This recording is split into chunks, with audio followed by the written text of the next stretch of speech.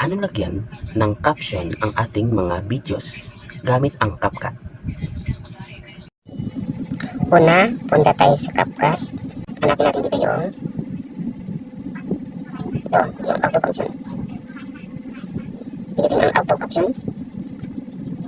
Piliin natin yung videos na gusto nating lagyan ng caption. Tapos, dito sa itaas, may makikita kayong language. Hanapin natin yung Filipino.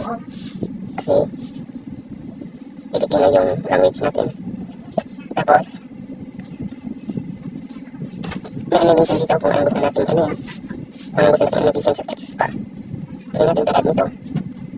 Tapos, generate. Pinag natin yung generate.